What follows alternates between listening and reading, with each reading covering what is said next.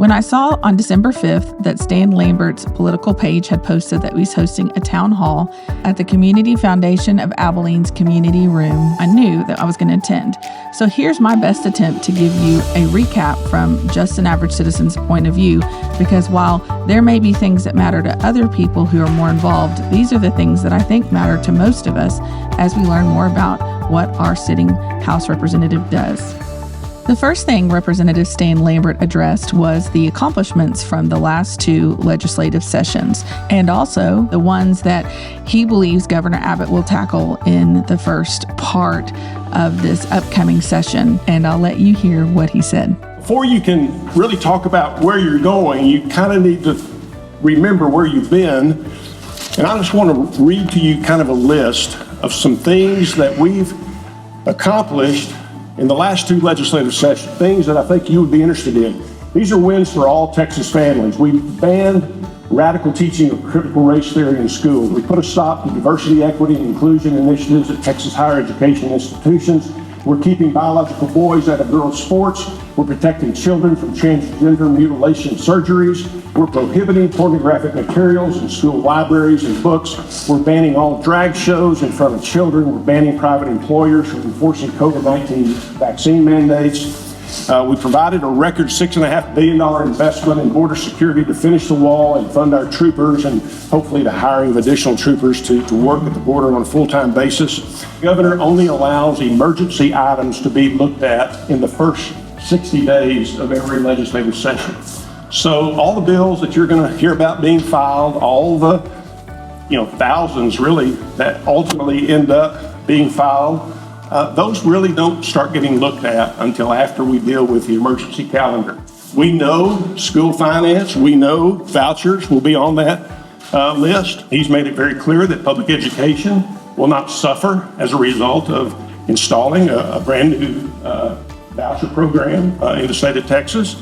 We think that border security, of course, will still be on the agenda. So this next point is kind of complicated, but I think it's important for us as average citizens to understand so that we can have better representation at the local, state, and national level. We are a Republican county, therefore the primaries in March basically decide who we elect as our representative because there is no formidable Democratic candidate. So when this last primary happened, Stan Lambert was reelected to be our House representative, but by no means was it a blowout. It was a very close race and was also almost a nail biter towards the end.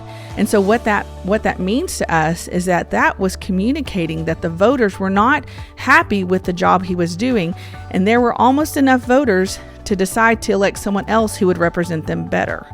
So with that information, we would hope that our representative would move forward knowing that there's some changes that need to happen. And while there may be a technical majority, the minority is nowhere small or insignificant.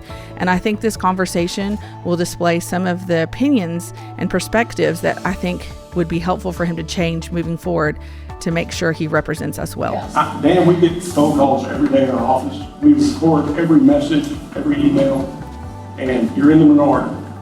So the majority of the people you represent have no problems with Democrat chairs at the House level, is what you're saying. Let me tell you what happens if you don't do that. Okay, so we're going to wrap this up with the last point, which helps you understand how this all works in a 2-year cycle for basically just the average citizen to be able to pay attention and keep in touch with what's going on. We've already talked about the March primaries. Well, in May, the Republican Party of Texas actually holds a convention to establish its platform for the next 2 years. And within that platform, they reduce it even to a smaller, more focused list of legislative priorities. So that when the candidates are elected in the general election, they kind of have their marching orders. The Democratic Party does it, the Republican Party. And because we have a Republican in office for HD17, he really needs to understand these legislative priorities because that should be his focus when moving forward in all the things that he does in the next legislative session. And this is a good thing because if we're able to accomplish these legislative priorities, that's a win for everyone.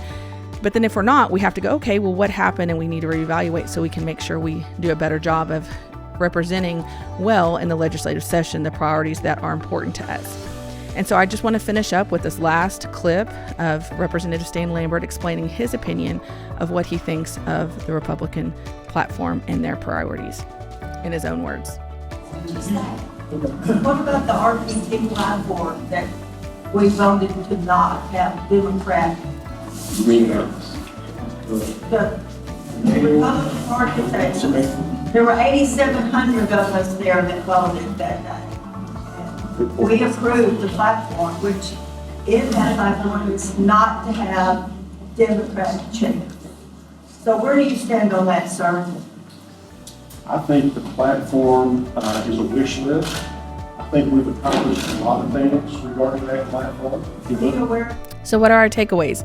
Well, I think there are two. First of all, I think our representative has low expectations of us. For him to host a town hall in a room that seats about 50 people means he's not expecting many to turn out. Now, there was a full house last night, and I think that was a good start, but we've got a long way to go. How do we show up? We start emailing him or making phone calls to let him know what we desire for him to do while he's in Austin and what he's doing to represent us. The second takeaway I think we have is that we need to learn how to unify as a Republican Party. We are a Republican county. We have a Republican representative. He should be a part of unify the party, not dividing it. On December 7th, the Republican caucus held a Speaker of the House vote, which is pretty much like a primary election for the full House Speaker election that happens in January. And it came to a stalemate, and our representative ended up walking out before the vote was ever concluded.